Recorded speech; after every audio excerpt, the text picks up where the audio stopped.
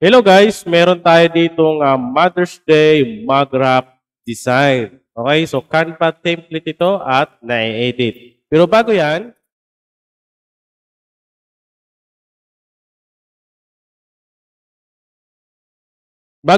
ipakita ko muna sa inyo guys yung ating mock-up para sa ating Mother's Day mug design. Okay, so meron tayo ditong 10 na ginawa.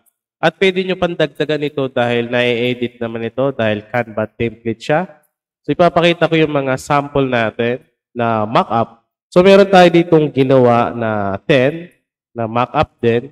Yan. So nasa sa inyo guys kung gagawin nyo pa ng iba pang design kasi yun nga, na-edit naman siya dahil Canva template siya. Ayan. So available ito para sa ating standard plan at premium plan sa website at sa group natin. Okay? Kung gusto mo mag-avail, message ka lang. Mura-mura lang ito. Okay? Ayan. So, ito yung ating mga mock-up para sa ating Mother's Day mug design.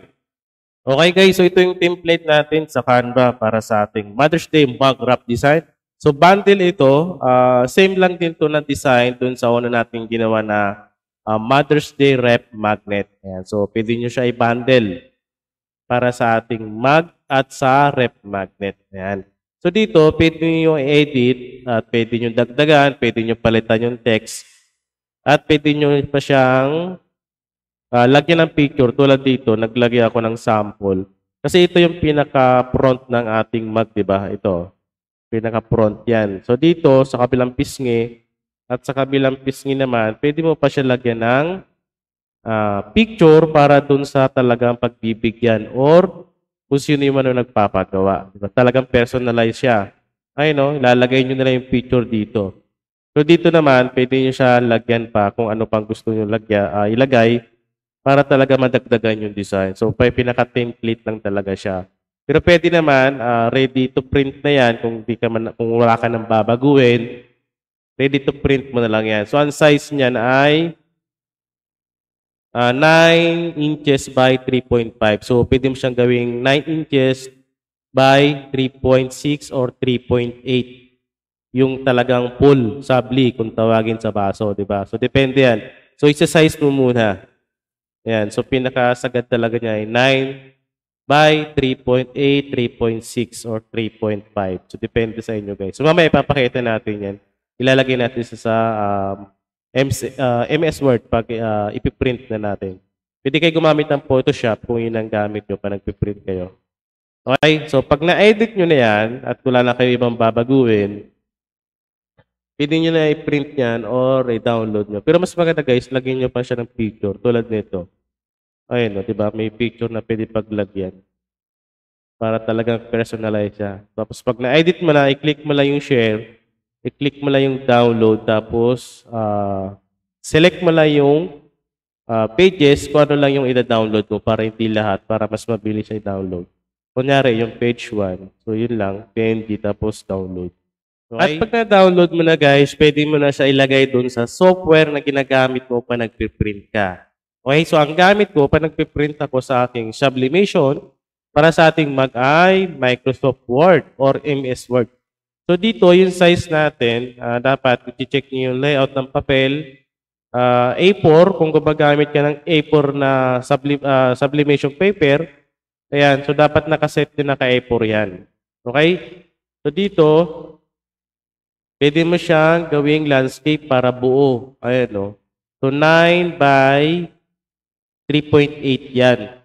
Ayan, no? 9 by 3.8. So, pwede mo, i-edit kung anong size. Depende sa'yo.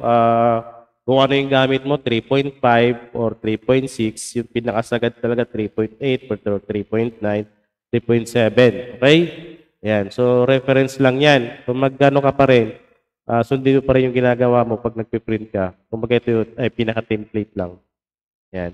So, pwede ka pa maglagay ng isa pa sa baba kung ang gamit mo ay A4 size na sublimation paper. So, dalawa mapiprint mo sa isang papel. Okay? So, lagi nating tatandaan, huwag nating kakalimutan. Pag nagpiprint tayo, dapat punta tayo dito sa ating more option.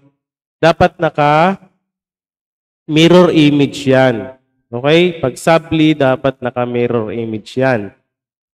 Kasi nga, ipipress natin yung sa mag. Pag hindi naka-mirror yan, baliktad yan sigurado. Okay? Yan. So, sa akin, ang ginagawa ko ay plain paper, tapos high. Ayan. So, yun ang settings ko. So, depende sa inyo guys, ha? Kanya-kanyang settings naman yan.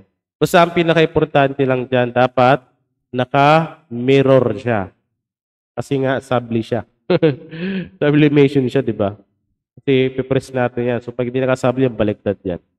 Yan. So, ito yung sizes natin para sa mga naghahanap ng idea kung paano. Yan. Pwede mo siya i-print sa ating white coated na mug. Yan. So, hindi ko pa siya natatry sa ating magic mug. Pero pwede naman siguro. Diba? So, kayo na lang mag-try niyan, guys. Right? So, message lang sa may mga tanong. Tanong dito sa ating template. Okay?